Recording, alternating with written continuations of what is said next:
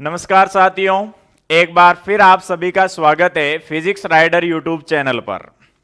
आज अपना जो टॉपिक होने वाला है वो है प्रकाश का ध्रुवण।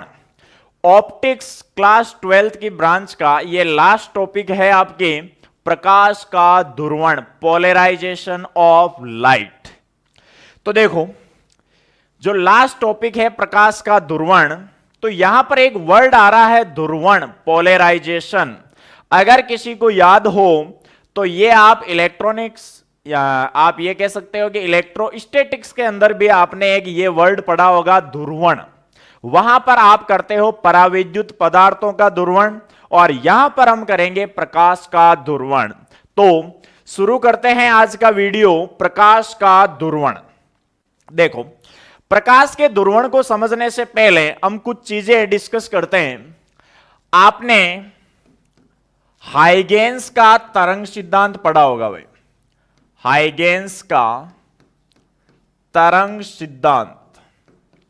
देखो, हाइगेंस का तरंग सिद्धांत क्या कहता है, इसके मेन पॉइंट में डिस्कस कर रहा हूं कि हाइगेंस के तरंग सिद्धांत के अनुसार जो प्रकाश था वो कैसी तरंग थी भाई?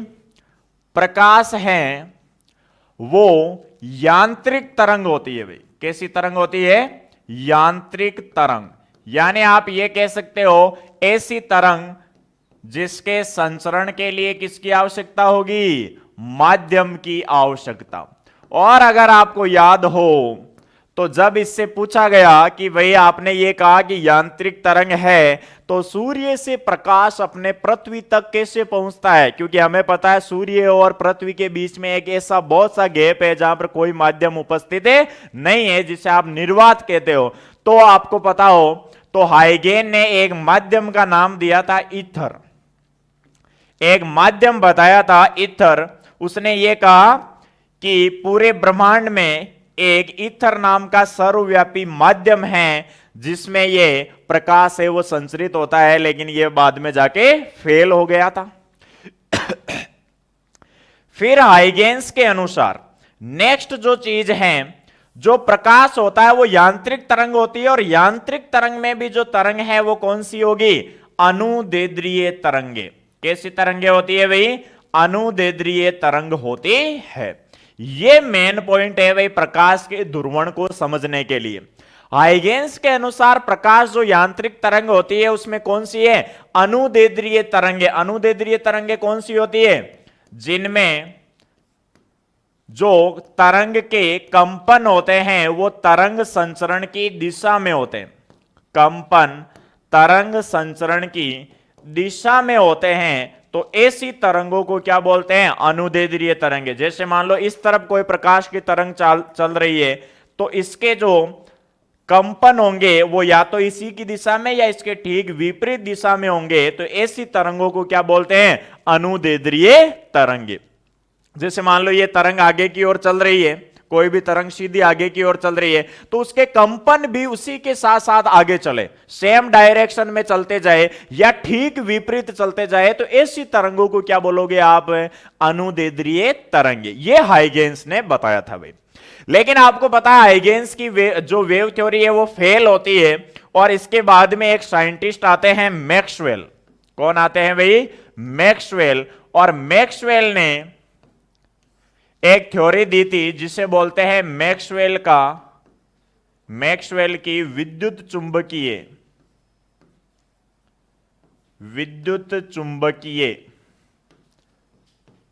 तरंग सिद्धांत।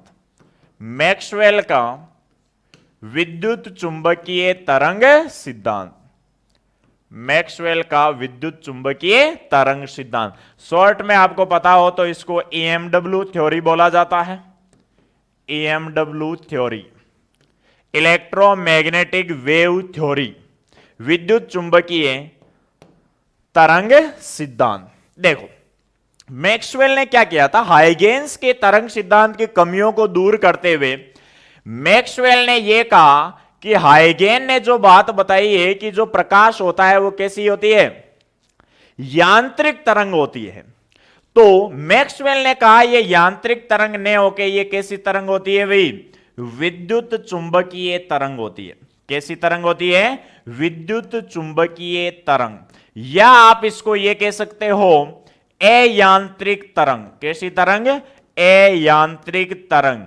अयांत्रिक तरंग या विद्युत चुंबकीय तरंग कैसी तरंगे होती है? ऐसी तरंगे जिनके संचरण के लिए माध्यम की आवश्यकता नहीं होती है। माध्यम की आवश्यकता नहीं होती है, नहीं होती है। यह बात बताई थी मैक्सवेल ने, और मैक्सवेल ने इसी विद्युत चुंबकीय तरंग के आधार पर यह बताया था कि जो प्रकाश होता है वो इस तरीके से संचरित होता है कि विद्युत चुंबकीय तरंग में एक तरफ हो जाएगा आपका, अगर मैं एक्स और वाई जेड अक्षों के अनुदिश लूं तो इधर होता है आपका वाई अक्ष के अनुदिश विद्युत क्षेत्र और जेड अक्ष के अनुदिश होता है चुंबकीय क्षेत्र, और यह होती है तरंग संचरण की दिशा। तरंग संचरण की दिशा ये मैक्सवेल ने बताया था कि भाई कोई भी जो विद्युत चुंबकीय तरंग होती है ना वो किस प्रकार से चलती है। तो आपको पता है विद्युत चुंबकीय तरंगे त्वरित आवेशों से मिलकर बनी होती है, और त्वरित आवेशों के कारण विद्युत क्षेत्र और चुंबकीय क्षेत्र दोनों उत्पन्न होते हैं, जिससे विद्युत चुंबकीय तरंगों का निर्माण होता है।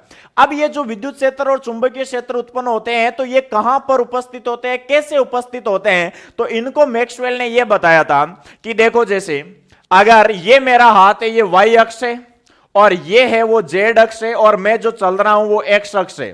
तो देखो साथ में वाई अक्ष, जेड अक्ष और मेरे चलने की दिशा, तो ये हो गया आपका विद्युत क्षेत्र, ये हो गया चुंबकीय क्षेत्र, और मेरे चलने की जो डायरेक्शन है वो क्या हो जाएगी? तरंग संचरण की दिशा। जहां पर तरंग संचरण की जो दिशा होती है उसको मैं ये कह सकता हूं कि ये विद्युत क्षेत्र और चुंबकीय क्षेत्र से बने तल के क्या होती है? लंबवत डायरेक्शन में होती है। ये विद्युत क्षेत्र, ये चुंबकीय क्षेत्र, और इससे बना जो तल है उसके लंबवत डायरेक्शन में क्या होगी? तरंग संचरण की दिशा होगी। ये मैक्सवेल ने बताया था भाई। अब मैक्सवेल के अनुसार यहां पर जो विद्युत क्षेत्र सदिश होता है ये भाई आपके प्रकाश सदिश के रूप में कार्य करता है। किस रूप में कार्य करता है? प्रकाश सदिश के रूप में। यानी आपकी रेटिना पर जो सेंसेशन आता है वो विद्युत क्षेत्र के कारण आता है, चुंबकीय क्षेत्र के कारण नहीं आता है। इसीलिए रेटिना पर जो अपने पास जो कंपन पहुंचते हैं वो विद्युत क्षेत्र के कंपन पहुंचते हैं। इसी कारण विद्युत क्षेत्र को क्या कहा जाता है? प्रकाश सदिश कहा जाता है भाई। ये एक इंपॉर्टेंट पॉइंट है। आपको यहां से जनरल सा क्वेश्चन पूछा जा सकता है कि प्रकाश सदिश किसे कहा जाता है? तो प्रकाश सदिश किसे कहेंगे? विद्युत क्षेत्र सदिश को क्या कहेंगे? प्रकाश सदिश।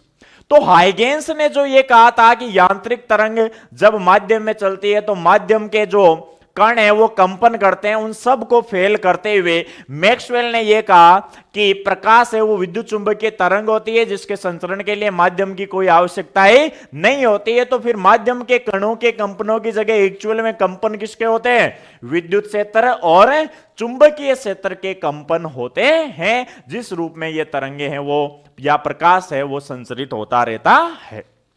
अब देखो यहां पर अगर हम बात करें कि विद्युत क्षेत्र सदिश और चुंबकीय क्षेत्र सदिश और तरंग संचरण की दिशा है वो इस तरीके से होता है। अगर मैं एक्स वाई जेड अक्षों के अनुदिश बात करूं तो ये हो जाएगा आपका ई वेक्टर, ये हो जाएगा बी वेक्टर, और ये हो जाएगी आपके तरंग संचरण की दिशा।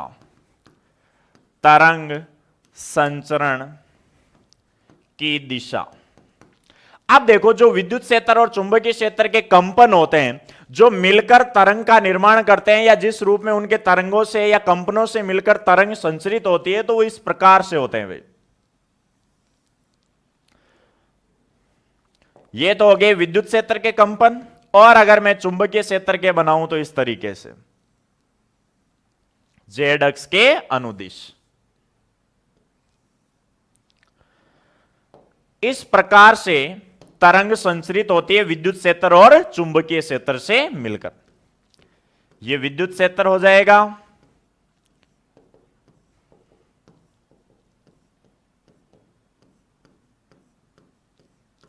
और यह हो जाएगा वे आपका चुंबकीय क्षेत्र के कंपन। इस तरीके से तरंगे हैं वो संचरित होती रहती है।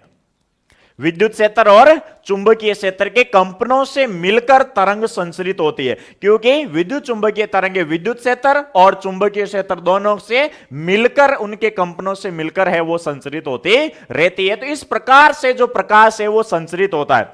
तो देखो ये हो जाएगा विद्युत क्षेत्र ई वेक्टर, तो फिर अगले में ये उल्टा हो जाएगा। आपको पता है तरंग श्रृंग गर्त इस रूप से चलती है, तो ये हो जाएगा बी वेक्टर, आधे चक्कर बाद ये बी वेक्टर, फिर ये बी वेक्टर और ये ई वेक्टर।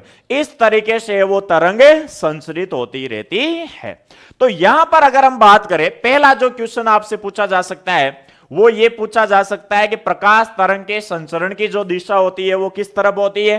तो विद्युत क्षेत्र और चुंबकीय क्षेत्र से बने तल के लंबवत है वो तरंग संचरित होती रहती है। इसका मतलब आप ये कह सकते हो कि विद्युत क्षेत्र सदिश के जो कंपन होते हैं वो तरंग संचरण के कैसे हैं, लंबवत है। और जब कंपन लंबवत होते हैं तो वहां पर अनुदैर्ध्य तरंग न होके तरंग कौन सी होती है भाई, अनुप्रस्थ तरंग। कौन सी होती है, अनुप्रस्थ तरंग। तो आपको पता है यहां पर जाकर भी हाइगेंस का तरंग सिद्धांत फेल होता है, क्योंकि उसने क्या बताया था, अनुदैर्ध्य तरंग। और यहां पर एक्चुअल में अगर मैक्सवेल के अनुसार बात करें तो विद्युत चुंबकीय तरंगों के रूप में जब प्रकाश संचरित होता है तो वहां पर यह देखा गया कि विद्युत क्षेत्र होता है वो तरंग संचरण के लंबवत, और प्रकाश सदिश कौन सा है, विद्युत क्षेत्र ही होता है। इसका मतलब विद्युत क्षेत्र के कंपन तरंग संचरण के दिशा के लंबवत होते हैं, अर्थात जो प्रकाश है वो कैसी तरंग होगा, अनुप्रस्थ तरंग। कैसा होगा भाई, अनुप्रस्थ तरंग के रूप में होता है। अब इसी आधार पर प्रकाश की अनुप्रस्थ प्रकृति के आधार पर, अनुप्रस्थ प्रकृति के आधार पर ही प्रकाश के ध्रुवण को समझाया जाता है। प्रकाश के ध्रुवण को समझाया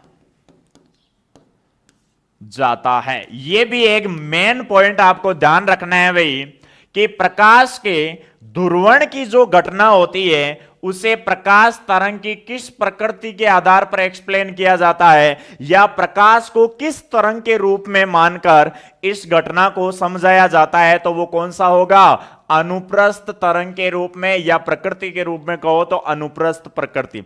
अनुदैर्ध्य के आधार पर प्रकाश के ध्रुवण की घटना एक्सप्लेन नहीं होती है, यह आपको ध्यान में रखना है। लेकिन विवर्तन, व्यतिकरण ये अनुदैर्ध्यों के लिए भी होती है और अनुप्रस्थ के लिए भी होती है। बस आपको यह ध्यान रखना है कि ध्रुवण एक ऐसी घटना है जो केवल अनुप्रस्थ प्रकृति के रूप में ही एक्सप्लेन होती है। तो अब अपना स्टार्ट करते हैं प्रकाश का ध्रुवण। देखो, प्रकाश का ध्रुवण पढ़ने से पहले एक चीज, दो पॉइंट हम पढ़ते हैं। एक तो अध्रुवित प्रकाश और एक आता है ध्रुवित प्रकाश। अध्रुवित प्रकाश और दूसरी हम बात करते हैं ध्रुवित प्रकाश।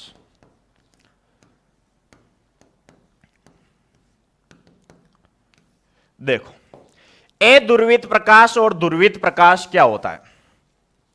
जब प्रकाश किसी भी प्रकाशीय स्रोत से उत्सर्जित होता है, यानी आप अध्रुवित प्रकाश के लिए एक शब्द यूज कर सकते हो, सामान्य प्रकाश। क्या यूज कर सकते हो, सामान्य, या आप साधारण प्रकाश भी यूज कर सकते हो। सामान्य की जगह बेटर वर्ड रहेगा साधारण। साधारण प्रकाश भी वर्ड यूज कर सकते हो। यानी नॉर्मली जब किसी भी प्रकाशीय स्रोत, जैसे मान लो कि आपके बल्ब हो गए, कोई टॉर्च हो गई, उनसे जब प्रकाश निकलता है, साधारण प्रकाश निकलता है, तो वो हमेशा कैसा प्रकाश होता है, अध्रुवित प्रकाश होता है। यानी अध्रुवित का मतलब क्या है कि जब किसी प्रकाशीय स्रोत से प्रकाश उत्सर्जित होता है तो वहां पर विद्युत क्षेत्र सदिश के जो कंपन होते हैं तरंग संचरण के लंबवत सभी दिशाओं में होते हैं भाई। तरंग संचरण की दिशा के लंबवत जो प्रकाश सदिश है, यानी विद्युत क्षेत्र सदिश है, उसके कंपन सभी संभव दिशाओं में होते हैं। सभी संभव दिशाओं में होते हैं। तो ऐसे प्रकाश को क्या बोलोगे, सभी संभव दिशाओं में होते हैं, तो ऐसे प्रकाश को क्या बोलोगे? अध्रुवित प्रकाश। क्या बोलोगे भाई?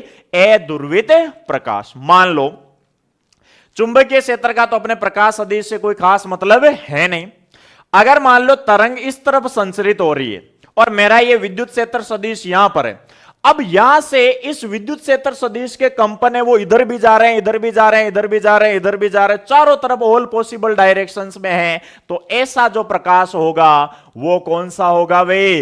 अध्रुवित प्रकाश। अगर आपसे कहे कि डिफाइन करो तो कैसे करोगे? ऐसा प्रकाश जिसमें विद्युत क्षेत्र सदिश या प्रकाश सदिश के कंपन हैं वो तरंग संचरण की दिशा के लंबवत सभी दिशाओं में, सभी संभव दिशाओं में उपस्थित होते हैं, ऐसे प्रकाश को क्या बोलोगे? अध्रुवित प्रकाश। क्या बोलोगे भाई? अध्रुवित प्रकाश। अब देखो अध्रुवित प्रकाश को डिनोट कैसे करते हैं? या तो उसके चारों तरफ ऐसे एरो लगाकर भी कर सकते हो, दूसरा तरीका यह है कि जैसे ये तरंग संचरित हो रही है तो ये विद्युत क्षेत्र सदिश हो जाएगा इसके लंबवत। देखो विद्युत क्षेत्र सदिश और इस पर लगा दो डॉट, तो ये जो प्रकाश है ये भी भाई आपके अध्रुवित प्रकाश ही होगा। कैसा होगा? अध्रुवित प्रकाश। इसमें जो प्रकाश तरंग होती है जिसका विद्युत क्षेत्र सदिश है उसके दो घटकों के रूप में लेके हम इसको एक्सप्लेन करते हैं। एक तो हो जाएगा ऊर्ध्वाधर घटक और एक क्षैतिज घटक। ऊर्ध्वाधर घटक को हम एरो से डिनोट करते हैं और क्षैतिज घटक को यहां पर बीच में डॉट लगा के करते हैं। तो देखो ऊर्ध्वाधर भी है और क्षैतिज भी है, तो दो है, तो इसका मतलब इनके बीच में भी बहुत सारी होगी। जैसे देखो ये कोई तरंग है यहां पर, तो देखो इसका एक क्षैतिज घटक भी होगा और एक क्या होगा? ऊर्ध्वाधर घटक भी होगा। अगर ये केवल एक डायरेक्शन में होती फिक्स तो या तो क्षैतिज होती या ऊर्ध्वाधर होती, लेकिन इसमें दोनों आ रहे हैं, तो ऐसे प्रकाश को क्या बोलोगे? अध्रुवित प्रकाश। तो इसको डिनोट करने का तरीका भी ध्यान रखना, या तो ऑल पॉसिबल डायरेक्शंस में वेव को शो करना है तो अध्रुवित होगा। दूसरा ये तरंग संचरण की दिशा, ये देखो क्या होती है भाई? तरंग संचरण की दिशा, तरंग संचरण की दिशा और इसके लंबवत जो विद्युत क्षेत्र सदिश है ये हो जाएगा आपके विद्युत क्षेत्र सदिश के कंपन। तो विद्युत क्षेत्र सदिश है वो इनके लंबवत होता है, जहां पर जो एरो होता है ये किसको शो करेगा? ऊर्ध्वाधर घटक को। किसको शो करेगा? ऊर्ध्वाधर घटक को। और जो डॉट होता है ये किसको शो करता है? क्षैतिज घटक को शो करता है। तो ऐसे प्रकाश को क्या बोलोगे? अध्रुवित प्रकाश। अब बात आती है ध्रुवित प्रकाश की। देखो ध्रुवित प्रकाश क्या होगा? यानी अध्रुवित में जब प्रकाश सभी संभव दिशाओं में होता है, अगर मैं उनको कैसे भी करके एक पर्टिकुलर डायरेक्शन में सेट कर दूं तो वो क्या हो जाएगा? ध्रुवित प्रकाश। कैसा हो जाएगा भाई? ध्रुवित प्रकाश। जैसे मान लो ये तरंग संचरण की दिशा है, मेरे पास जो प्रकाश था वो पहले ऑल पॉसिबल डायरेक्शंस, यानी इसका मतलब ये हो गया कि ऊर्ध्वाधर भी था, क्षैतिज भी था, सारा फैला हुआ था चारों तरफ। अब मैंने क्या किया? उसमें से कुछ ऐसा, अभी आगे पढ़ेंगे कि कैसे इसको चेंज करेंगे, लेकिन अभी एक बार ध्रुवित प्रकाश समझो आप। मान लो मेरे पास ये चारों तरफ ऑल पॉसिबल डायरेक्शंस में प्रकाश था, मैंने यहां पर कोई एक ऐसी युक्ति लगाई, अभी नाम नहीं बता रहा हूं मैं, आगे पढ़ेंगे इसको। मान लो मैंने एक यहां पर कोई भी एक ऐसी युक्ति लगाई जिसकी सहायता से इसमें से ओनली ऊर्ध्वाधर जो प्रकाश है वो तो बाहर आ रहा है और बाकी सारे के सारे कंपन वहीं रह गए। तो देखो पर्टिकुलर एक डायरेक्शन वाला प्रकाश ही बाहर आया या नहीं आया, इसको बोलते हैं ध्रुवित प्रकाश। क्या बोलोगे भाई? ध्रुवित प्रकाश।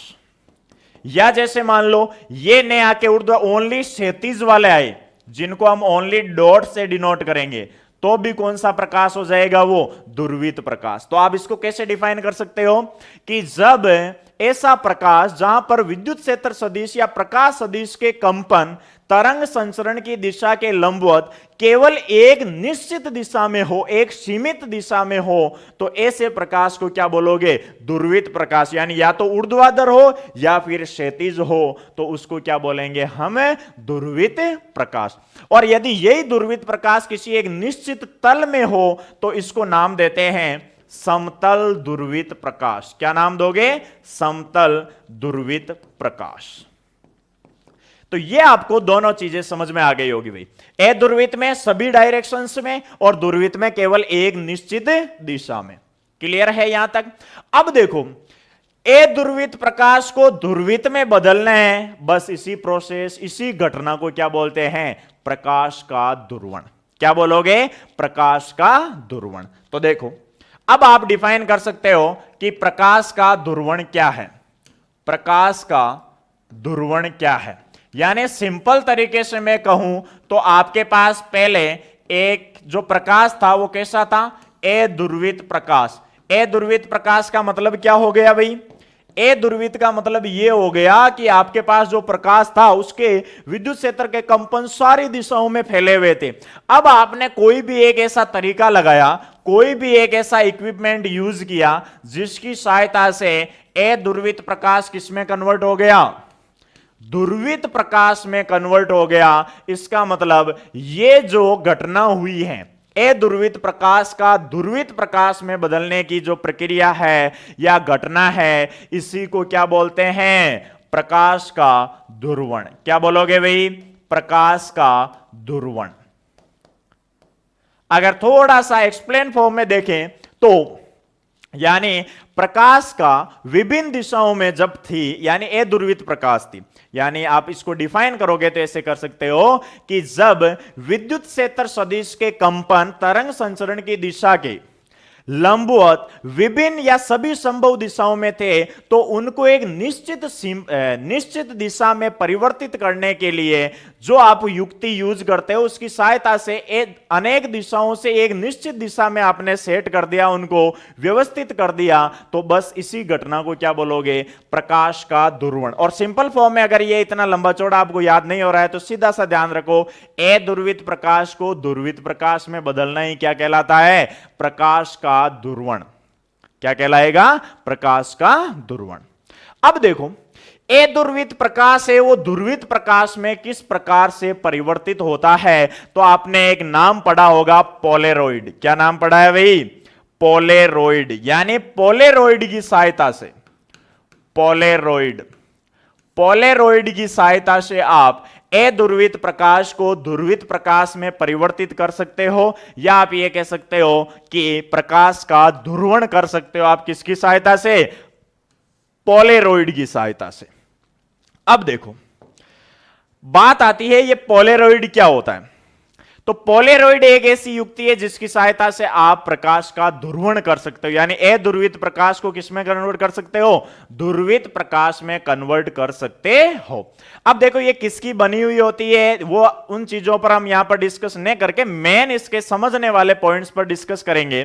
पोलेरॉइड के रूप में आपने पढ़ा होगा जैसे टूरमेलिन क्रिस्टल होता है, और जैसे आपके पास निकोल प्रिज्म होता है, 11वीं केमिस्ट्री के अंदर पढ़ा होगा निकोल प्रिज्म, और एक होता है टूरमेलिन क्रिस्टल। इनकी सहायता से आप ए ध्रुवित प्रकाश को ध्रुवित प्रकाश में कन्वर्ट कर सकते हो। अब देखो पोलेरॉइड कैसे काम करता है, तो पोलेरॉइड के बारे में देखते हैं हम। पोलेरॉइड, देखो पोलेरॉइड कैसे काम करेगा। मान लो आपके पास यहां पर ए ध्रुवित प्रकाश है भाई, जो सभी संभव दिशाओं में, यह कैसा प्रकाश है? ए ध्रुवित प्रकाश, ए ध्रुवित प्रकाश। अब यहां पर आपने रखा पोलेरॉइड, यहां पे रख दिया भाई आपने पोलेरॉइड।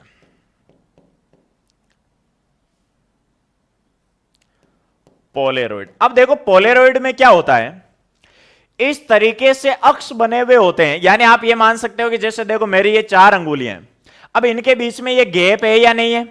अगर मान लो आप इधर से अंगुलियां डालोगे तो देखो इस गैप में से तो अंगुलियां निकल जाएगी, लेकिन यहां वाली रुक जाएगी या नहीं रुक जाएगी। इस तरीके का ही सिस्टम होता है पोलेरॉइड के अंदर। यानी जैसे देखो इसके अंदर ये इस तरीके से गैप होते हैं, ये जैसे हो गया कि अक्ष के अभिलंबवत गैप है इसके अंदर, ठीक है, खाली जगह होती है। अब मुझे यह बताओ, इधर से ए ध्रुवित प्रकाश इस पर आपतित होगा तो केवल बाहर कौन सा प्रकाश निकलेगा रे? इस ए ध्रुवित प्रकाश में से ऐसी तरंगे या कंपन विद्युत क्षेत्र सदिश के कंपन जो इस तल के लंबवत होंगे, क्योंकि देखो ये अभिलंबवत जगह है या नहीं है इसमें, तो अभिलंबवत खाली जगह है, तो केवल निकलेंगे कौन से इसमें से, अभिलंबवत या ऊर्ध्वाधर घटक तो निकल जाएंगे और बाकी के कहां रह जाएंगे, यहीं पर पीछे के पीछे ही रह जाएंगे। ये समझते हो या नहीं? यानी ये पोलेरॉइड इस तरीके से डिजाइन किया जाता है कि इसके अंदर अपना जो पोलेरॉइड होता है उसके बीच में ऐसे खाली जगह होती है बीच में से, तो इधर से प्रकाश आप डालोगे तो इसमें से देखो अगर ऊर्ध्वाधर खाली जगह है तो इधर से इसमें से प्रकाश बाहर कौन सा निकलेगा, जो ऊर्ध्वाधर होगा वही तो बाहर निकल जाएगा, बाकी सारा तो कहां रह जाएगा, वहीं रह जाएगा या नहीं रह जाएगा। तो इधर से ये सभी संभव दिशाओं में जो प्रकाश था उसको आप जैसे पोलेरॉइड में आपतित करवाओगे तो पोलेरॉइड में से केवल प्रकाश कौन सा बाहर आएगा, जो आप ये कह सकते हो कि जो पोलेरॉइड है उसके समांतर होना चाहिए, और आप यह कह सकते हो कि इसके तल के कैसे होना चाहिए, लंबवत होना चाहिए। वो प्रकाश तो बाहर निकल जाएगा, बाकी सारा प्रकाश यहीं रुक जाएगा। तो पहले जो अध्रुवित था अब कैसा बन गया वे, ध्रुवित प्रकाश बन गया। कैसा बन गया है, ध्रुवित प्रकाश बन गया है। इस प्रकार से पोलेरॉइड काम करता है। दूसरा केस और लेते हैं, जैसे मान लो आपके पास इधर अध्रुवित प्रकाश था,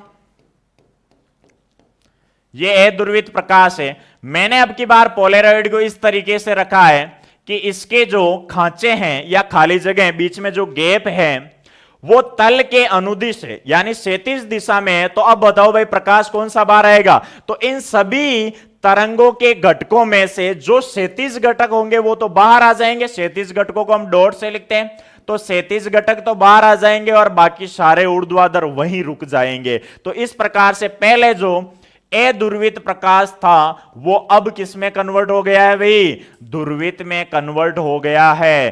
किसकी सहायता से, पोलेरॉइड की सहायता से। किससे हो गया भाई, पोलेरॉइड की सहायता से। इस प्रकार से पोलेरॉइड की सहायता से आप अध्रुवित प्रकाश को ध्रुवित प्रकाश में कन्वर्ट करते हो। अब देखो बात करते हैं कि पोलेरॉइड से जब अध्रुवित प्रकाश ध्रुवित प्रकाश में परिवर्तित होता है तो उस ध्रुवित प्रकाश की तीव्रता किस प्रकार से आपको प्राप्त होती है। तो अगर मैं पॉइंट की बात करूं कि ध्रुवित प्रकाश की तीव्रता आपको कैसी मिलेगी भाई, ध्रुवित प्रकाश की तीव्रता देखो एनसीईआरटी के अकॉर्डिंग ध्रुवित प्रकाश की तीव्रता को ज्ञात करने के लिए आप दो पोलेरॉइड यूज करते हो भाई। कितने पोलेरॉइड यूज करते हो, दो पोलेरॉइड आपको यूज करना है। दो पोलेरॉइड, उनके नाम बता देता हूं मैं। दो पोलेरॉइड यूज करना है। दो पोलेरॉइड में से एक को बोलते हैं ध्रुवक, पोलेराइजर, और दूसरा होता है विश्लेषक, एनालाइजर। ये दो आपको पोलेरॉइड यूज करने हैं भाई तीव्रता का पता लगाने के लिए कि ध्रुवण के बाद, या आप ये कह सकते हो कि अध्रुवित प्रकाश बीच में पोलेरॉइड रखा और बनेगा क्या आगे, ध्रुवित प्रकाश। तो जो ध्रुवित प्रकाश है उसकी तीव्रता अध्रुवित प्रकाश की कंपैरिजन में कितनी प्राप्त हो रही है, तो उसको बताने के लिए दो पोलेरॉइड यूज किए जाते हैं, जिसमें से एक होता है उसको बोलते हैं ध्रुवक और दूसरा होता है उसको बोलते हैं विश्लेषक। देखो कैसे तीव्रता का मापन करना है। मान लो आपके पास यहां पर अध्रुवित प्रकाश है भाई, अध्रुवित प्रकाश। कैसा प्रकाश है, अध्रुवित प्रकाश।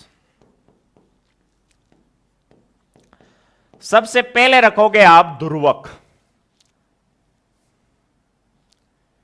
ये हमने रख दिया ध्रुवक।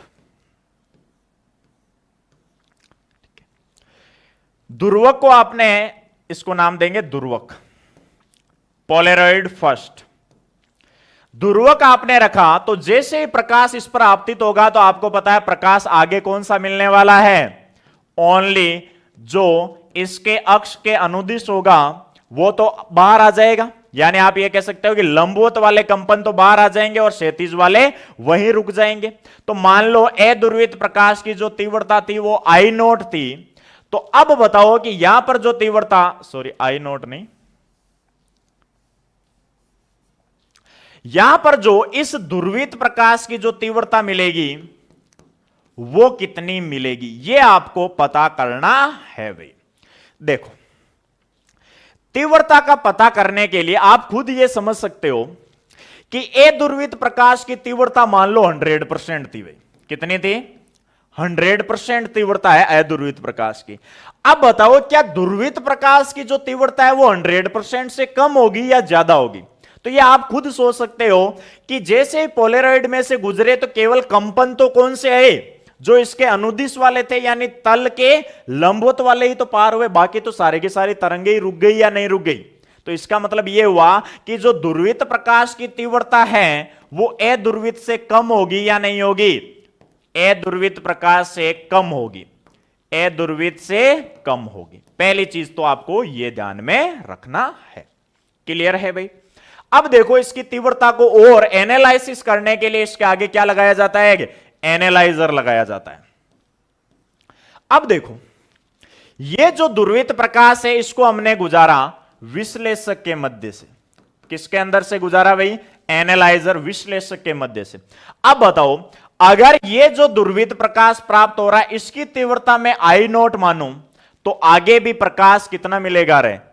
अब भाई इसको समझाने की मेरे हिसाब से जरूरत नहीं होनी चाहिए, क्योंकि अब केवल कौन से तरंग के कंपन बचे हैं? जो लंबवत है, और आपका विश्लेषक भी सेम ऐसे ही। तो इधर वाला पूरा का पूरा प्रकाश इधर आ जाएगा या नहीं आ जाएगा? क्या कुछ रुकेगा क्या? नहीं। तो इसका मतलब इसकी आई नोट तीव्रता है तो यहां पर भी कितनी तीव्रता का प्रकाश मिलेगा आपको?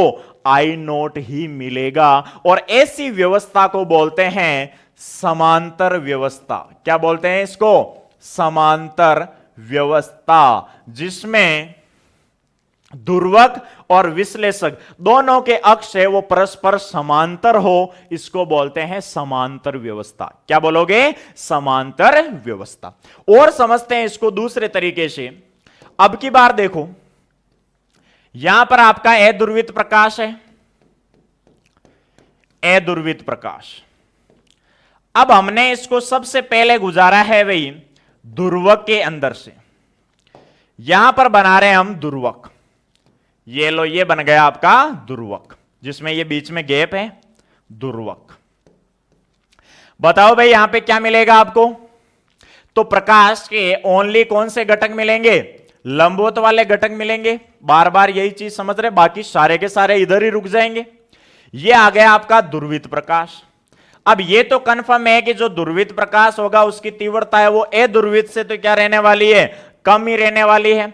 अब मैं लगा रहा हूं यहां पे एनालाइजर, विश्लेषक। क्या लगा रहा हूं? विश्लेषक। अब देखो अब की बार हमने विश्लेषक को घुमा दिया है भाई, यानी पहले तो दोनों सेम पैरेलल थे, लेकिन अब की बार हमने 90 पे इसको घुमा दिया है, यानी इसके जो अक्ष हैं उससे इसके अक्ष को क्या कर दिया? 90 डिग्री पर ले आए। तो अब बताओ मुझे इधर जो प्रकाश मिलेगा वो क्या मिलेगा रे? भाई सारे के सारे देखो, ये लंबवत है, ये तल के अनुदिश है या तरंग संचरण की दिशा के अनुदिश है, या आप ये मान सकते हो ये ऊर्ध्वाधर है, ये क्षैतिज है। क्या ऊर्ध्वाधर क्षैतिज के अंदर से पार हो सकता है क्या? कभी भी नहीं। तो इधर क्या मिल जाएगा रे? प्रकाश ही नहीं पहुंचेगा। तो तीव्रता क्या आ जाएगी भाई? जीरो। क्या आ जाएगी? जीरो। अगर इसकी तीव्रता आई नोट थी तो इधर आई नोट क्या हो जाएगा? जीरो। ऐसी व्यवस्था को बोलते हैं क्रोशित व्यवस्था। क्या बोलते हैं? क्रोशित व्यवस्था। आया क्या समझ में? यानी पहले तो सेम थे तो इधर से प्रकाश पूरा का पूरा निकल जाएगा, लेकिन अब की बार हमने इसको क्या कर दिया है? मोड़ दिया है। तो अक्ष को 90 पे लेके आ गए तो ऊर्ध्वाधर वाले क्षैतिज में से पार ही नहीं होंगे। तो आगे तीव्रता कैसी मिलेगी रे? जीरो मिलेगी। क्लियर है? तीसरा केस और लेते हैं। अब की बार देखो क्या करते हैं। यह आपका अध्रुवित प्रकाश है,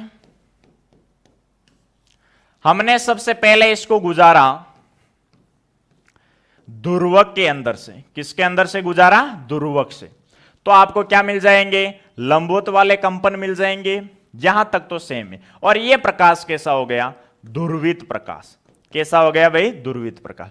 अब की बार हमने विश्लेषक को इस आधार पर सेट किया है कि इसके जो गैप है वो ध्रुवक से कितने एंगल पर है, यानी ध्रुवक वाला ऐसे है, मान लो एक में लेके चलूं तो ऐसे है, तो उससे कितने एंगल पर है? थीटा एंगल पर सेट कर दिया हमने। कितने एंगल पर सेट कर दिया भाई? थीटा एंगल पर। तो अब मुझे यह बताओ इधर जो प्रकाश आपको मिलेगा वो कैसे मिलेगा? तो आपको पता है यहां से जो प्रकाश होगा इसके केवल देखो, हम जानते हैं कि जो तीव्रता होती है वो डायरेक्टली प्रोपोर्शनल होती है आयाम के। किसके प्रोपोर्शनल होती है? आयाम के। यानी आई बराबर आप क्या लिख सकते हो? के ए स्क्वायर लिख सकते हो। अगर आपने इसको थीटा पर सेट किया, जैसे मान लो ये इस डायरेक्शन में सेट कर रखा है, तो ये आपका आई नोट है, या आप ये कह सकते हो कि इसका आयाम ए है, तो ये थीटा पर है, तो ये कंपोनेंट क्या हो जाएगा? इसका ए कोस थीटा होगा या नहीं होगा? इसका मतलब बाहर जो प्रकाश निकलेगा वो एस से निकलेगा भाई, लेकिन ये जो प्रकाश निकलेगा इसका जो आयाम होगा वो क्या होगा? ए कोस थीटा, ने की ए होगा। अब इधर जो प्रकाश की तीव्रता आपको मिलने वाली है वो कैसी मिलेगी? के ए स्क्वायर होता है, यानी ए कोस थीटा का स्क्वायर, यानी कितनी मिलेगी रे? आई बराबर के ए स्क्वायर कोस स्क्वायर थीटा, और आई बराबर के ए स्क्वायर, इसकी मान लेते हैं आई नॉट बराबर के ए स्क्वायर। भाई इसका आयाम अगर ए है तो यहां पे मिल जाएगी आई नॉट कोस स्क्वायर थीटा। इस हिसाब से आपको प्रकाश की तीव्रता मिलेगी, और इसी को आपको पता है तो कहा जाता है मेलस का नियम। क्या कहा जाता है? मेलस का नियम। तो देखो मेलस के नियम को पढ़ते हैं हम। मेलस का नियम, देखो भाई मेलस का नियम क्या कहता है। मेलस भाई साहब ने यह कहा कि आपने पीछे वाले 3 ऑब्जर्वेशंस किए हैं। पहले वाले में जब आपने दोनों को समांतर रखा तो तीव्रता अधिकतम मिल रही थी, फिर आपने इसको क्रॉसित करवा दिया तो तीव्रता 0 मिल रही है, और फिर थीटा पर रखा तो आई नॉट कोस स्क्वायर थीटा मिल रही है।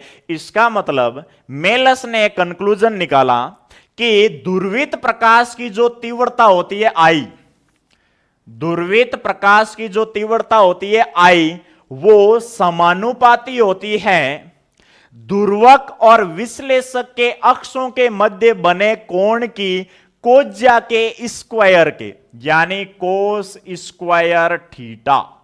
आई क्या है भाई? ध्रुवित प्रकाश की तीव्रता, ध्रुवित प्रकाश की तीव्रता। थीटा, थीटा क्या है? ध्रुवक व विश्लेषक के अक्षों के मध्य कोण, अक्षों के मध्य कोण, और कोस इसकी कोज्या और उसके स्क्वायर के डायरेक्टली प्रोपोर्शनल होती है, और प्रोपोर्शनल टू का साइन हटाओगे तो यहां पर एक कांस्टेंट आता है आई नॉट। क्या आएगा भाई? आई नॉट, और जो जिसको बोलते हैं ध्रुवित प्रकाश की अधिकतम तीव्रता। अधिकतम तीव्रता किसकी? ध्रुवित प्रकाश की। किसकी हो जाएगी? ध्रुवित प्रकाश की। यह होता है भाई मेलस का नियम। एक बार वापस, मेलस का नियम क्या कहता है कि ध्रुवित प्रकाश की जो तीव्रता होती है वो ध्रुवक और विश्लेषक दोनों के मध्य कोण की कोज्या के वर्ग के समानुपाती होती है। यानी आप प्रोपोर्शनल टू का साइन हटाओगे तो यहां एक कांस्टेंट आता है आई नॉट, तो आई बराबर हो जाएगा आई नॉट कोस स्क्वायर थीटा। अब देखो इसको अप्लाई करते हैं। आपके पास मेलस के नियम के अनुसार आई बराबर क्या आ गया? आई नॉट कोस स्क्वायर थीटा। अगर मैं केस फर्स्ट की बात करूं, केस फर्स्ट हमने लिया था समांतर व्यवस्था। समांतर व्यवस्था, मुझे यह बताओ समांतर व्यवस्था के अंदर दोनों के अक्षों के बीच में जो एंगल है वो कितना है रे? थीटा बराबर 0 डिग्री है या नहीं है? इसका अक्ष ये है तो इसका अक्ष भी ये, दोनों समांतर है तो दोनों के बीच में एंगल कितना हो जाएगा? 0। यानी दोनों के अक्ष ध्रुवक और विश्लेषक के बीच में एंगल कितना हो गया भाई? अक्षों के मध्य थीटा 0। यहां पर आई बराबर आई नॉट कोस स्क्वायर 0 डिग्री रखोगे तो आपको पता है कोस 0 डिग्री की वैल्यू कितनी होती है? 1 होती है। तो आई बराबर क्या आ जाएगा? आई नोट। क्या आ जाएगा भाई? आई नोट। जो तीव्रता कैसी होती है? अधिकतम तीव्रता। कैसी होती है? अधिकतम तीव्रता, मैक्सिमम होती है। और यह मैंने आपको पहले ही एक्सप्लेन कर दिया है भाई। समांतर व्यवस्था में जितना आई नोट आप दोगे उतना ही अधिकतम यानी पूरा का पूरा आपको वापस मिलेगा। तो इस प्रकार से मेलस के नियम से भी आप इसको समझ सकते हो। दूसरा जो केस है आपके पास वो हम लेते हैं केस सेकंड, क्रोशित व्यवस्था। क्रोशित व्यवस्था, अगर क्रोशित व्यवस्था की मैं बात करूं तो देखो थीटा कितने होने वाला है भाई, ये रही क्रोशित व्यवस्था। इसका अक्ष ऐसे तो इसका अक्ष ऐसे, इसका मतलब थीटा बराबर कितना हो गया?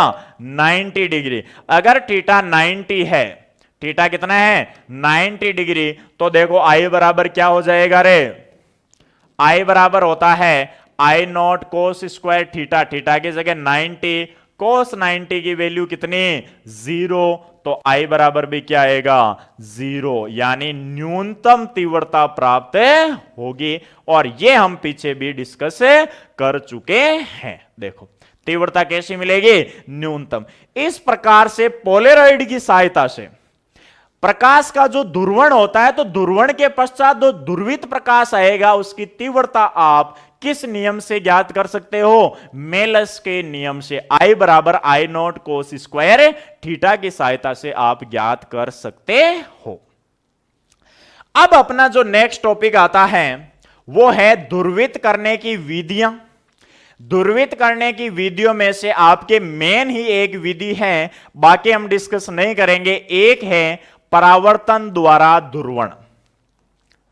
परावर्तन द्वारा ध्रुवण, इसके बारे में डिस्कस करेंगे, बाकी आपके सिलेबस के अकॉर्डिंग इंपॉर्टेंट नहीं है। अगर आप चाहोगे सर विधियां तो बताओ, तो मैं बता सकता हूं कि ध्रुवित करने की या ध्रुवण करने की विधियां कौन कौन सी है। तो देखो परावर्तन द्वारा ध्रुवण होता है, अपवर्तन द्वारा ध्रुवण होता है, एक होता है द्विवर्णता, उसके द्वारा भी ध्रुवण होता है, एक होता है द्वि अपवर्तन द्वारा भी ध्रुवण होता है। तो ये आपके टोटल 4-5 विधियां हैं जिनकी सहायता से आप प्रकाश का ध्रुवण कर सकते हो, जिसमें से अपने लिए इंपॉर्टेंट है ओनली परावर्तन द्वारा ध्रुवण। देखो परावर्तन द्वारा ध्रुवण क्या होता है? जैसे मान लो आपके पास कोई भी एक माध्यम है, सेपरेशन, इधर मान लो वायु है और नीचे जैसे मान लो कांच है। इधर से आपके आपतित हो रहा है अध्रुवित प्रकाश। कैसा प्रकाश प्राप्त हो रहा है भाई? अध्रुवित प्रकाश। मान लो ये अध्रुवित प्रकाश यहां पर आपतित हो रहा है और ये आ जाएगा आपके लंब, अभिलंब, अभिलंब। ये हो जाएगा आपके आपतन कोण। अब आपको पता है जब प्रकाश वायु से कांच में सघन माध्यम में प्रवेश करता है तो अपवर्तन के साथ साथ आंशिक परावर्तन की घटना भी होती है। तो जैसे ही प्रकाश वायु से कांच में आएगा तो इसका मोस्ट ऑफ पार्ट तो क्या चला जाएगा? दूसरे माध्यम में है, जैसे ही चला जाएगा तो अपवर्तन, ये तो क्या हो रहा है भाई? अपवर्तन। और अपवर्तन में प्रकाश का ध्रुवण नहीं होगा क्योंकि हम पढ़ रहे हैं परावर्तन द्वारा। तो ये तो प्रकाश कैसा मिलेगा आपको? वापस अध्रुवित प्रकाश ही मिलेगा। कैसा मिलेगा? अध्रुवित प्रकाश।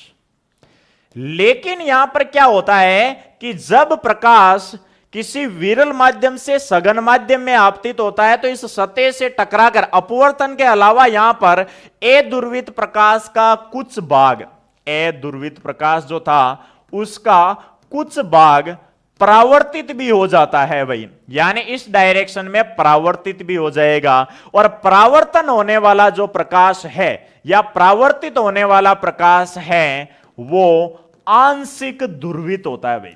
कैसा होता है? आंशिक ध्रुवित, क्षैतिज दिशा में होता है मोस्ट ऑफ ये। तो जैसे कुछ तो वर्टिकल वाले आ गए, कुछ क्षैतिज वाले, इसको बोलते हैं आंशिक ध्रुवित। कैसा बोलोगे? आंशिक ध्रुवित। यह प्रैक्टिकली देखा गया है। अब इसी को थोड़ा सा इफेक्टिव फॉर्म में एक साइंटिस्ट थे ब्रूस्टर, उन्होंने समझाया कि ये जो आंशिक ध्रुवण हो रहा है ना, ये डिपेंड किस पर करेगा, यानी प्रकाश का जो ध्रुवण हो रहा है ये डिपेंड किस पर कर रहा है? ये डिपेंड कर रहा है आपतन कोण आई पर। यानी प्रकाश का या आंशिक जो ध्रुवण है प्रकाश का आंशिक जो ध्रुवण है वो किस पर डिपेंड कर रहा है भाई? आपतन कोण पर। यानी ब्रूस्टर ने क्या देखा कि जब अलग अलग आपतन कोण पर प्रकाश को आपतित करवाया तो यहां पर जो आंशिक ध्रुवण हो रहा था ना, ये कभी कम तो कभी ज्यादा, ऐसा उसने ऑब्जर्व किया। तो उसने क्या किया कि अगर मुझे इस आंशिक को कंप्लीट में बदलना है तो उसने ये देखा कि एक पर्टिकुलर एंगल पर जब ए ध्रुवित प्रकाश को आपतित करवाया जाए,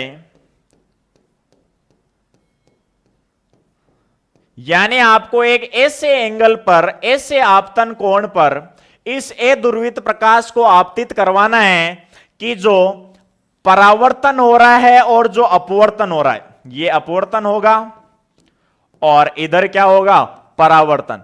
तो आप जो परावर्तित तरंग होगी और अपवर्तित तरंग होगी, इसके बीच में एंगल कितना आना चाहिए? 90 डिग्री। देखो वापस ध्यान से देखना, ब्रूस्टर ने क्या किया कि उसको यह पता चल गया कि भाई इधर जो ध्रुवण हो रहा है ना प्रकाश का, वो किस पर डिपेंड कर रहा है? आपतन कोण पर। यानी उसने उसको कम ज्यादा करके देखा होगा, कम ज्यादा करके देखा तो उसने देखा कि कभी ध्रुवण ज्यादा हो रहा है तो कभी कम हो रहा है। तो उसने ऐसे प्रैक्टिकल करते करते करते एक ऑब्जर्वेशन लिया कि एक ऐसे पर्टिकुलर वैल्यू, आपतन कोण के एक निश्चित मान पर जब प्रकाश, ए ध्रुवित प्रकाश को आपतित करवाया जाता है तो उस पर क्या देखा कि अपवर्तित तरंग या अपवर्तित प्रकाश और जो परावर्तित प्रकाश था उसके बीच में एंगल कितना हो? 90 डिग्री हो। तो इस कंडीशन में जो आपको परावर्तित प्रकाश मिलता है वो कैसा मिल रहा है उसको?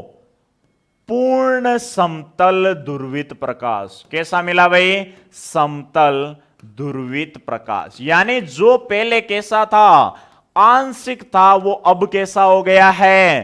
पूर्ण रूप से समतल ध्रुवित प्रकाश हो गया है। कब? कि जब एक ऐसे आपतन कोण पर अध्रुवित प्रकाश को आपतित करवाओ कि परावर्तित और अपवर्तित कितने एंगल पर हो जाए? 90 पर। तो इस कंडीशन में जो परावर्तित प्रकाश होगा वो कैसा होगा भाई? समतल ध्रुवित प्रकाश, या आप ये कह सकते हो पूर्ण रूप से ध्रुवित प्रकाश होगा। और इसी आपतन कोण को हम कहते हैं आई पी। आईपी कह सकते हो, कई जगह आई बी से भी लिखते हैं। आईपी, आईपी क्या हो जाएगा यहां पे? इसको या तो आप नाम देते हो ब्रूस्टर कोण। क्या नाम देते हो? ब्रूस्टर कोण। या कहते हो इसको ध्रुवण कोण।